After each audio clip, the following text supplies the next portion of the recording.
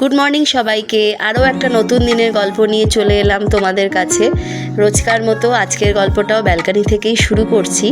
আর আজকে ব্যালকানির আপডেট হলো, আমার উচ্ছে গাছে একটা উচ্ছে হয়েছে, সেটা কিন্তু বেশ বড় হয়েছে, হয়তো 2-3 দিনের মধ্যে তুলে ফেলতে হবে, তাই তুলে ফেলার আগে তোমাদের সঙ্গেও শেয়ার করলাম। ঘরের খানিকটা কাজ সামলে নিয়ে সকাল সকাল এখন যাচ্ছি আমি ডিমার্টে। ডিমার্ট হলো একটা departmental store, chain of departmental store বললে ভালো হয়। প্রচুর ব্রাঞ্চ আছে পুরো পুনে জুড়ে, সেখানেই যাচ্ছি। সকাল সকাল এই জন্যই যাচ্ছি যাতে ফাঁকাও থাকবে, তাড়াতাড়ি কাজটা হয়ে যাবে, কারণ যত বেলা বাড়ে তত বেশি ভিড় হয়, অনেকটা সময়ও চলে যায়।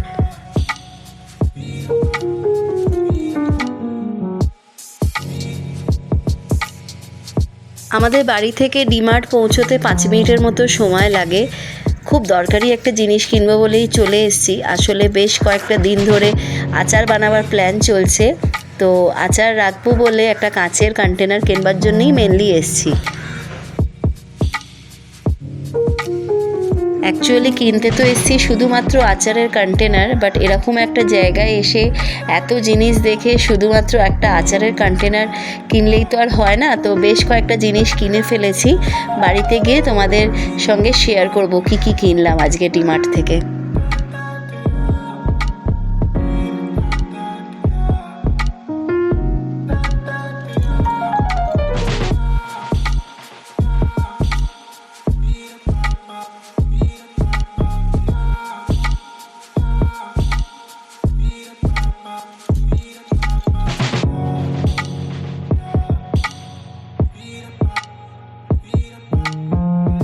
নর্মালি ডিমার্টে গেলে বেশ অনেকটা সময় চলে যায়, তবে আজকে যেহেতু একদম প্ল্যান করে গেছিলাম, একদম হাতে সময় কম নিয়ে গেছিলাম, বেশি সময় নষ্ট করার মতো একদম সময় ছিল না, কারণ বাড়িতে গিয়েই এখন রিশানকে রেডি করতে হবে, ওর টিফিন বানাতে হবে, আর নিজের রান্নাবান্নার কাজ সেগুলো তো আছেই। আজকে রিশানের টিফিনে দিচ্ছি আলুর পরোটা। আলুর স্টাফিংটা বাড়িতে বানিয়ে রেখেই গেছিলাম, বাড়িতে এসে এখন শুধুমাত্র পরোটাটা ভেজে দিচ্ছি, প্যাক করে দিলেই হয়ে যাবে। যবে থেকে রিশানকে টিফিন বানিয়ে দিচ্ছি তবে থেকে আমাদেরও ব্রেকফাস্টটা ঠিকঠাক করে করা হচ্ছে। রিশানের আলুর পরোটার সাথে সাথে আমাদেরও একটু আলুর পরোটা বানিয়ে নিয়েছি। আমার জন্য 2টো বানিয়েছি আর সোমদেবের জন্য একটা। রিশানকে এখানে আলুর পরোটার সাথে অল্প একটু আঙুরও দিয়ে দিচ্ছি।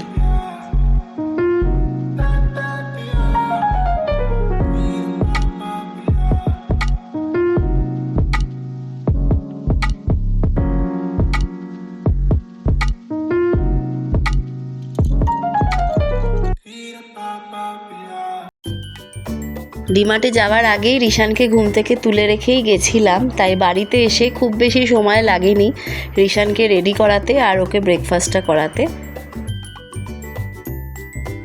এপ্রিল মাসটা শেষ হলেই রিশানের স্কুলে গরমের ছুটি পড়ে যাবে। পুরো 1 মাস রিশান বাড়িতে থাকবে, মে মাসটা পুরো। প্রতি বছর এই মে মাস আসার আগেই আমার কেমন একটা লাগে, মানে আসলে রিশান সারাদিন বাড়িতে থাকবে, আমার নিজের কাজকর্ম আছে, শুধু নিজের কাজকর্ম নয় বাড়ির কাজকর্ম সব কিছু সামলে রিশানকে সামলানো একটু অসুবিধে তো হয়।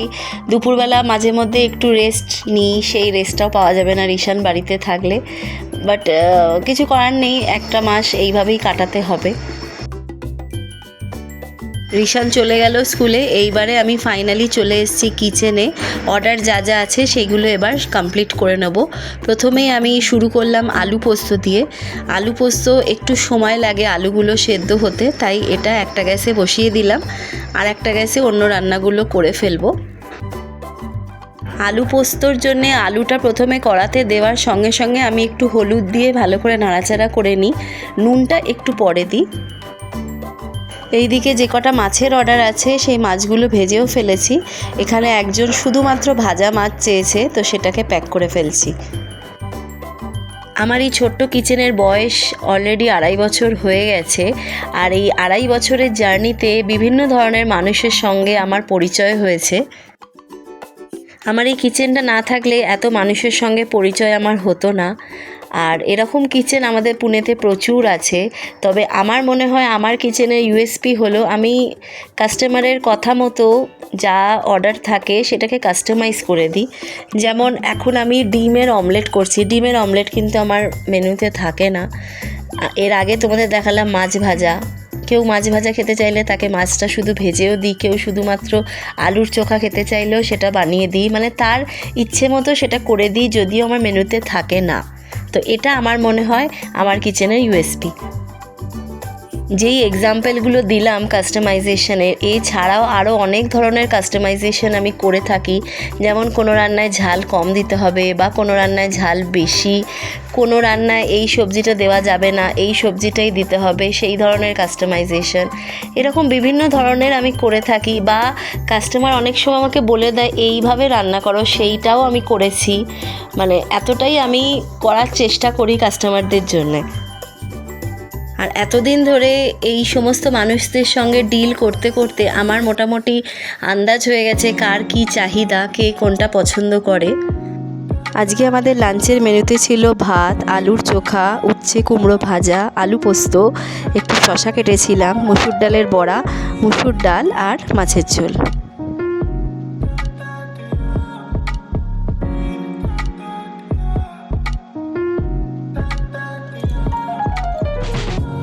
আগে তো রিশানকে স্কুল থেকে আমিই নিয়ে আসতাম আর সোমদেব সকালে দিয়ে আসতো, বাট মার্চ মাস থেকে রিশানকে আমি ভ্যানে দিয়ে দিয়েছি। রিশান স্কুল থেকে ফেরার সময় ভ্যানেই আসে।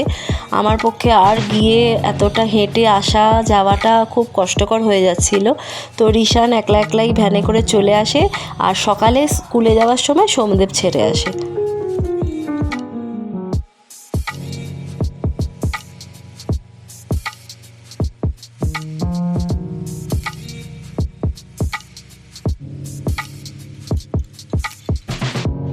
চলো এইবার তোমাদের দেখাই ডিমার্ট থেকে কি কি কেনা হয়েছে।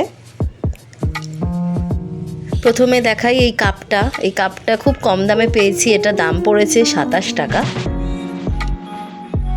এখানে একটা প্লেট নিয়েছি, এটা দাম নিয়েছে 49 টাকা। যেটার জন্য মেন আমি ডিমার্টে গেছিলাম সেটা হলো এই কাঁচের কন্টেনারটা, এইটা কিনেছি, এটা দাম নিয়েছে 99 টাকা। এইবারে দেখাই এই জলের বোতলটা, এটা মোস্ট প্রবাবলি 60 টাকা দাম নিয়েছে। এরপরে আরও একটা বোতল নিয়েছি পিঙ্ক কালারের, এটা ওরকমই দাম। আর এটা আরেকটা কাঁচের কন্টেনার, এটার দাম নিয়েছে 70 টাকা। এরপরে কিনেছি দুটো ফ্লোর ম্যাট, একটা ব্লু কালারের আর একটা মেরুন কালারের, এইটার দাম নিয়েছে 100 টাকা। এখানে আর একটা বটল কিনেছি, টোটাল 3টে বটল কিনলাম। এখানে সোমদেবের জন্য একটা 3/4 কেনা হয়েছে। এখানে আর একটা ফ্লোর ম্যাট, এটা একটা ছোলা ভাজার প্যাকেট।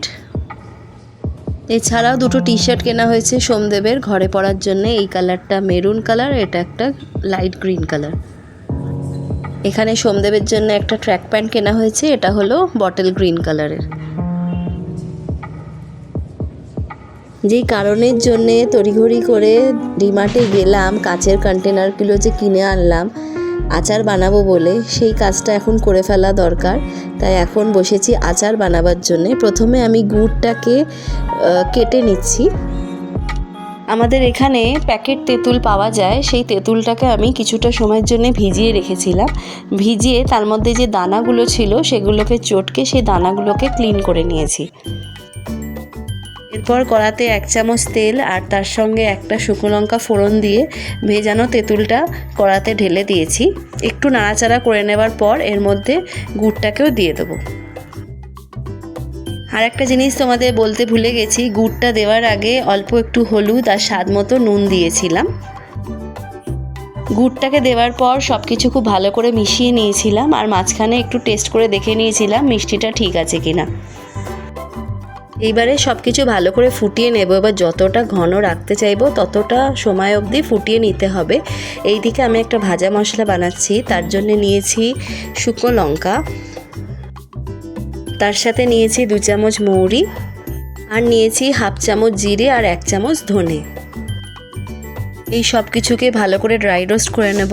আর এইদিকে তোমাদেরকে দেখাই আমাদের আচারের ফাইনাল কালারটা কীরকম এসছে। আচারটা তৈরি করে রাখার পর কিছুটা সময় ঠান্ডা হওয়ার জন্য রেখে দেবো। যখন একটু উষ্ণ গরম থাকবে, হালকা গরম থাকবে, সেই সময় ভাজা মশলাটা দিয়ে ভালো করে মিশিয়ে নেব।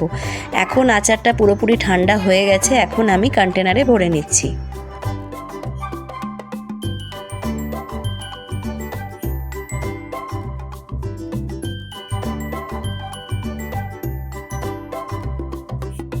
আমার তেঁতুলের আচার একদম রেডি, কন্টেনারে ঢালা হয়ে গেছে, কন্টেনারের উদ্বোধন হয়ে গেছে। আমি একটু খেয়েও দেখেছি, বেশ টেস্টি হয়েছে।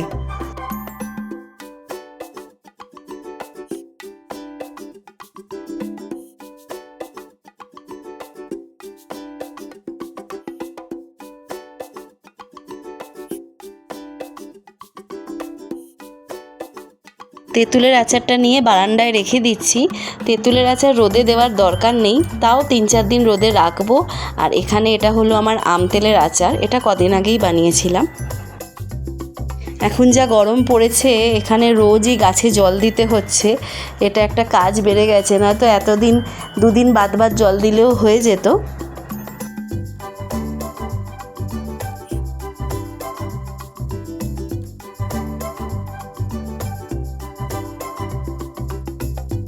চলো তাহলে আজকের এই গল্পটা এখানেই শেষ করলাম। তোমাদের ভালো লাগলে প্লিজ লাইক শেয়ার করে দিও, আর যারা নতুন দেখছো চ্যানেলটাকে সাবস্ক্রাইব করে দিও।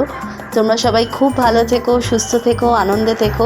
খুব শিগগিরই নতুন একটা গল্প নিয়ে তোমাদের কাছে আবার চলে আসবো। ততক্ষণের জন্য তোমাদের সবাইকে টাটা।